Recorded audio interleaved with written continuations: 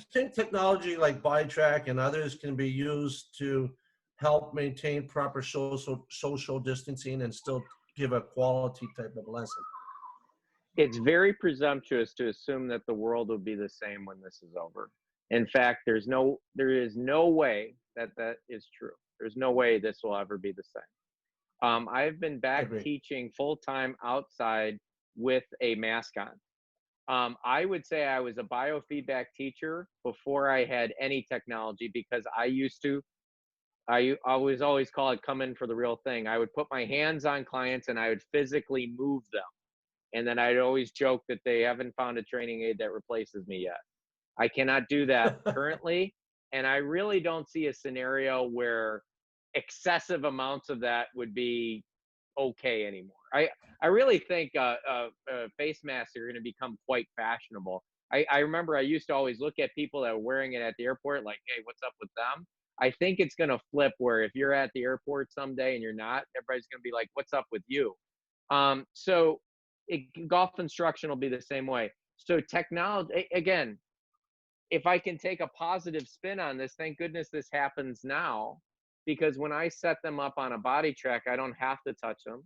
I can present the data. Right. I can show them the screen. They're moving themselves. Because by the way, me physically moving them, I mean, it's better than nothing, but that's actually not, that's doing nothing in terms of muscle activation, in terms of moving the skeleton, right?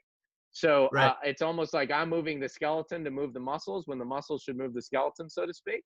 So, so having them on the body track, setting this, showing them on the screen, showing them, and again, you know this, we've preached this for a long time. It's all verified with 3D launch, telling them this is what you did on that shot and this is how you move. And then the question is, do you want to hit more like that or less like that? So if it's less like that, then you have to get them to move a different way.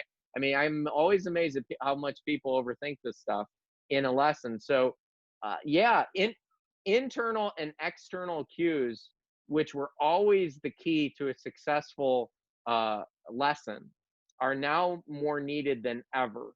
So, an external cue would be a training aid or a piece of technology that would make people do things differently. Again, the motor cortex of your brain only knows sameness and difference. It actually doesn't know good and bad. That's the limbic system. That's the part of your brain that houses your emotions. So that's the one that's judging. But if you're trying to record a new pattern, it knows sameness and it knows difference. So there's a couple ways of doing that. You could do an internal cue where you're like, I call it your internal Bobby Knight. You're just yelling at yourself to do it, which, by the way, that probably won't work. Or you set an environment or a scenario that doesn't allow for sameness. So thus they have to be different, where the goal suddenly becomes not to hit this golf ball the same way that I've always done it. It's almost to move this way. So their attention actually gets off the result and into the pattern. So when you set up this scenario, this environment, maybe you put things in the way. You and I have used tennis balls. We've used alignment rods under the feet. We've used drills. Oh my gosh, drills. They've only been using those 150 years in golf instruction. Yeah. Drills like the step drill. If we said what we said at the beginning, that 90% of the golfing population struggles to get pressure in the lead side soon enough, then by all means, if I'm listening to this, I'm thinking, well, how do you teach it? The step drill, where you basically put your feet together. You set up to a golf ball normally. You put your lead foot back by your trail foot. And as soon as the club moves, you step your lead foot back to where it was. As the club is still swinging back, I promise that'll go a long ways towards getting that pressure in the lead side sooner, as the club is actually still swinging back and or transitioning. And there's a lot more potential for speed and energy.